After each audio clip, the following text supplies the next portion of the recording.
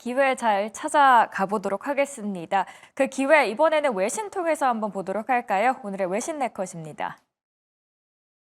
주말 사이에도 참 많은 이슈들이 있었습니다. 일단 저번 주에 예산안 과연 통과하는가 이슈가 있었는데 예산안 일단 큰 고비는 넘겼습니다. 이 와중에 정용진 회장이 트럼프와 만났다라는 이야기가 주말 사이에 나왔습니다. 과연 어떤 이야기들이 오고 갔는지 한번 체크가 필요해 보이고요. 내년, 그러니까 2025년이죠. 엔비디아, 모건 스탠리에서 최선호주로 꼽았다고 합니다. 어떤 이유에서 엔비디아가 과연 1등 주식이 됐는지 함께 보시죠. 자, 오늘의 첫 번째 이슈부터 들어갑니다. BBC였습니다. 미국 하원 임시 예산안이 가결됐다라고 했고요. 그래서 바이든 정부에서는 일단 셧다운은 피했다라고 언급을 했습니다. 방금 전에 저희가 소식을 전해드렸다시피 트럼프 만난 정용진입니다. 한 15분 정도의 심도 있는 대화를 나눴다고 하는데요. 과연 어떤 이야기들이 있었을까요? 그리고 어떤 계기로 인해서 만났는지 한번 보시죠. 이번 셧다운 위기를 모면하면서 미국 정치권 내 균열과 트럼프 당선인의 영향력이 새롭게 조명되고 있습니다. 내년 3월 중순까지 연방정부 운영에 필요한 임시 예산안이 시한을 40분 넘긴 상태에서 임시 예산안이 통과된 겁니다. 찬성은 85표, 반대는 11표로 가결 처리. 따라서 일단은 미국 정부의 셧다운 위기를 아슬아슬하게 모면하게 됐습니다. 셧다운 위기는 역사적으로 이번이 처음이 아니기 때문에 시기마다 해석하는 방식이 달랐습니다. 그래서 이번에는 어떻게 외신에서 분석하고 있는지 봤는데요. 우선 CNN과 BBC에서는 공화당의 선거 후 행복감에 가려져 있던 하원 공화당원들 사이에 균열이 드러났고 트럼프의 당에 대한 영향력이 절대적이지 않다라는 것을 분명히 보여줬다라고 보도했습니다. 뉴욕타임스에서도 비슷한 결이었습니다. 전통적으로 트럼프 당선인의 정책 선호를 반대하기를 꺼려했던 공화당원들 사이에서 보기 드문 사례였고 트럼프 당선인과 일부 공화당원들 사이에 존재하는 불화를 여실히 보여줬다라고 평가를 한 겁니다. 이런 와중에 정용진 신세계그룹 회장이 도널드 트럼프 대통령 당선인과 만나 대화를 나눴다라는 소식이 주말 사이에 전해졌습니다. 정 회장은 미국 애틀란타 국제공항을 통해 귀국길에 오르면서 트럼프 당선인을 만나 식사를 함께 했고 별도로 여러 주제에 관해서 10분에서 15분 정도 심도 있게 대화를 나눴다라고 전했습니다. 다만 트럼프 당선인과의 대화 내용은 공개할 수 없다라는 점에서는 아쉬움을 자아냈죠. 어떤 이야기들이 오고 갔을까요? 이 둘 간의 대화가 긍정적으로 흘러간 걸까요? 그런 듯합니다. 애초에 3박 4일간의 일정으로 방문 예정이었던 체류 기간이 5박 6일로 늘어났기 때문이죠. 코리아 패션까지 나오고 있는 시점에서 정용진 회장의 트럼프 당선인과의 만남이 한미 관계에 긍정적인 영향을 미칠 수 있을지 기대가 모아지고 있습니다. 하나의 돌파구가 되었을지 그랬으면 좋겠다라는 생각이 스쳐 지나가네요. 자, 오늘의 첫 번째 외신이었습니다. 두 번째는 엔비디아의 소식입니다. 그동안 계속해서 과열이 되고 있다라고 했던 주식 중 하나가 바로 엔비디아였습니다. 그런데 이번에 모건 스탠리 투자은행에서 내년에 최선호주로 꼽았다라고 합니다. 그렇다면은 지금까지 이 우려는 과장된 거였을까요? 함께 보시죠. AI 칩 대장주라고 하면 바로 엔비디아죠. 미국 투자은행 모건 스탠리의 2025년 최고 추천 종목에 그동안 과열 논란이 계속되고 있던 엔비디아가 올랐습니다. 모건 스탠리는 AI 칩 제조업체들에 대한 긍정적인 보고서를 내고 엔비디아 주식을 가장 긍정적으로 평가를 한 겁니다. 조센모 애널리스트의 논리를 들어보면 최근 투자자들이 단기적인 우려로 엔비디아 주식에 대해 신중을 기하고 있는데 이런 우려는 현 AI 칩, 그러니까 호퍼 시리즈에 대한 수요도나 또 다른 우려사항은 브로드컴, 마블의 맞춤형 칩과 경쟁이 치열해지고 있다는 점이라고 언급을 하는데요. 여기에 대해서 무어 분석가는 일부 우려는 과장된 것이고 내년 1월에 라스베이거스에서 열리는 CES 2025에 기조 연설자로 젠슨 왕이 나선다는 점이 주가 상승의 촉매제가 될 수 있다라고 내다봤습니다. 따라서 엔비디아 주식에 대해서 비중 확대를 유지하면서 뉴욕 증시에서 엔비디아 주가는 전날보다도 3% 올랐습니다.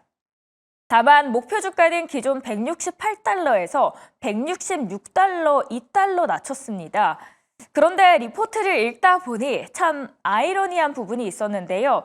AI의 1등으로 뽑은 엔비디아가 아닌 브로드컴의 목표 주가는 233달러에서 265달러로, 그리고 브로드컴과 같이 맞춤형 AI 칩을 개발하는 마블은 102달러에서 120달러로 올렸습니다. 아무쪼록 AI 칩 선두주자인 엔비디아에 대한 긍정적인 전망 속에서도 경쟁사들의 약진이 눈에 띕니다. 브로드컴과 마블의 목표 주가 상향이 이것을 반영한 듯합니다. 내년 CES 2025에서의 발표가 엔비디아의 주가 흐름에 과연 어떤 변화를 가져올 수 있을지 주목해 보셔도 좋겠습니다. 자, 마지막 기사입니다. 이번에는 마지막 비만 치료제 관련된 이야기인데요. 젯바운드입니다. 젯바운드 하면 일라일리의 치료제 중 하나죠. GLP-1 계열 약인데요. 이 쓰임새가 점점 더 확장이 되고 있습니다. 어디까지 확장이 될지 궁금한데요. 자, 마지막 기사 함께 보시죠. 미국 회사인 일라일리의 비만 치료제 젯바운드가 수면 무호흡증 치료제로도 쓰이게 됐습니다. FDA에서 처음 승인한 건데요. 젯바운드 투약자는 임상실험에서 호흡 제한이 63% 감소했다고 합니다. 이와 더불어서 미국 FDA는 젯바운드의 공급 부족 문제가 해소됐기 때문에 한시적으로 허용해오던 젯바운드의 복제약 판매를 내년 2월부터 금지합니다. 따라서 앞으로 일라일리는 미국 내 사용이 확대될 것이 기대가 됩니다. 이처럼 GLP-1 계열의 약은 과영양이 문제가 되고 있는 이 현대사회에서 점점 쓰임새가 확대되고 있습니다. 당초 당뇨병 치료제로 출발을 했지만 비만과 심장질환, 이제는 수면 무호흡증까지 그 치료 영역이 넓어지고 있죠. 노보노디스크도 위고비를 만성 신장질환 치료제로 쓸 수 있도록 해달라고 현재 FDA에 신청한 상태입니다. 비만 치료제에서 시작된 GLP-1 계열, 앞으로 관련 시장의 확장이 기대가 되는 시점입니다. 주말 사이에 나왔던 세 가지 이슈 함께 보셨습니다. 윤정식 바로자산운용 상무톡에서 더 자세한 이야기 들어보도록 하겠습니다. 안녕하세요. 네, 안녕하세요. 네, 주말 사이에도 참 많은 이야기들이 쏟아져 나왔습니다. 우선 예산안이 통과됐다라는 좋은 이야기가 나왔는데 이 와중에 또 주말 사이에 정용진 회장이 트럼프 당선인을 만났다라는 소식이 같이 나왔습니다. 이걸 어떻게 해석을 해야 될까요? 네, 사실 예산안이 잘 통과가 됐습니다. 예산안 얘기 먼저 좀 해드리면 트럼프와 머스크 쪽으로 권력이 좀 집중이 되어 있죠. 그런 부분들로 인해서 기존의 공화당 이 의원들의 좀 반발이 좀 나오고 있는 그런 상황인데요. 뭐 여기에서 이 트럼프 당선인이 여러 가지 좀 독단적인 그런 얘기들을 좀 많이 했죠. 그러면서 이 한마디 한마디에 이 변수들이 좀 많이 생기는 그런 모습들이 있었고, 이 전과 같으면 당연히 좀 통과가 되는 부분들, 그리고 당연히 그대로 좀 가야 되는 그런 부분들이 있는데, 여기 트럼프의 한마디로 인해서 뭐 계속적으로 좀 바뀌어가는 그런 모습들이 좀 나왔습니다. 그러면서 이 기존 공화당 의원들 간에 좀 일부 좀 충돌이 좀 나타났었는데, 뭐 큰 문제로까지 발전되지는 않았습니다만, 여기에서 이 외신들에서는 뭐 일부 분열 뭐 얘기까지 나왔는데, 우선 일부 분열까지 가기에는 뭐 굉장히 좀 많은 얘기들이 좀 많은 시간들이 좀 흘릴 걸로 보여지고요. 사실 일부 분열은 좀 앞서 나간 얘기다라고 보여지는데, 어찌됐든 트럼프 당선인의 이런 성격들 때문에 좀 불편한 부분들은 좀 발생을 했다라고 보시면 되겠고요. 국내에서는 이 정용진 부회장의 이 미국 방문, 그러면서 이 트럼프 당선인과의 이 만남, 이런 부분들이 상당히 많이 좀 기사화가 됐었는데, 정작 내용들을 살펴보면 우리가 알 수 있는 내용들은 사실 뭐 거의 없었습니다.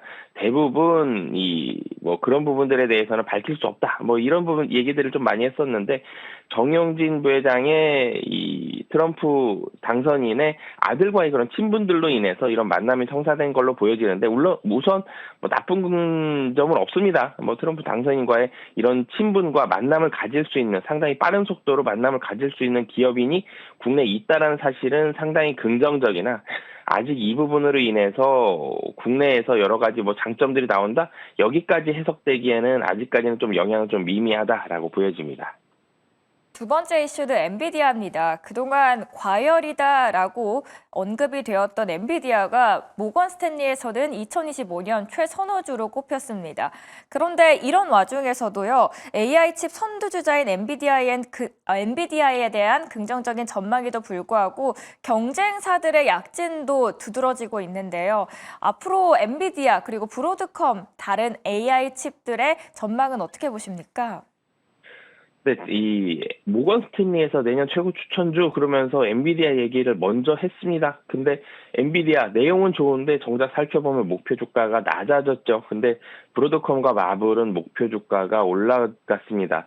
전체적인 부분들 AI에 대한 긍정적인 전망이 유지가 됐다라는 사실은 좋습니다. 이 엔비디아든 브로드컴이든 뭐 마블이든 누군가가 주도권을 잡고, 물론 엔비디아가 더 큽니다만 브로드컴도 시가총액이 상당히 크고요. 그리고 브로드컴이 주가가 급등을 하게 되면 필라델피아 반도체 지수 그리고 반도체 전체적인 분위기 이런 부분들이 다 좋아지기 때문에 뭐 긍정적인 상황이고요.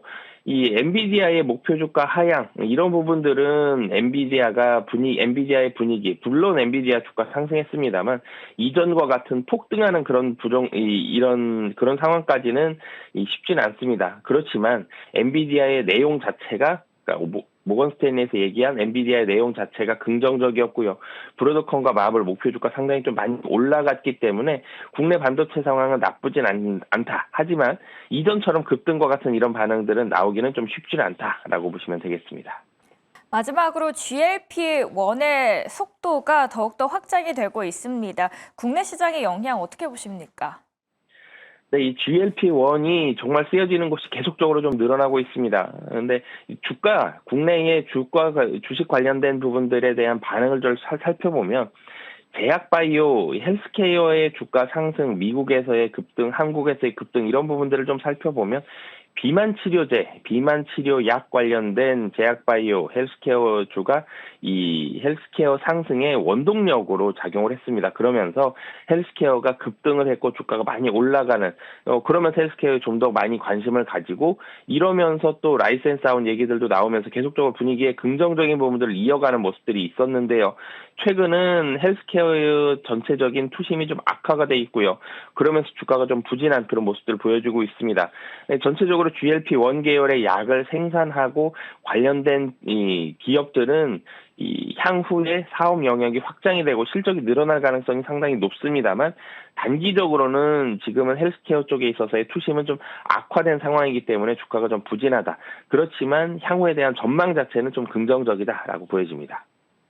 네, 이렇게 국내 주식까지의 연결성 들어봤습니다. 바로자산운용의 윤정식 상무와 이야기 나눠봤습니다. 이제는 실적에 대한 이야기 들어보는 시간입니다. 김기은 아나운서가 전해드리겠습니다.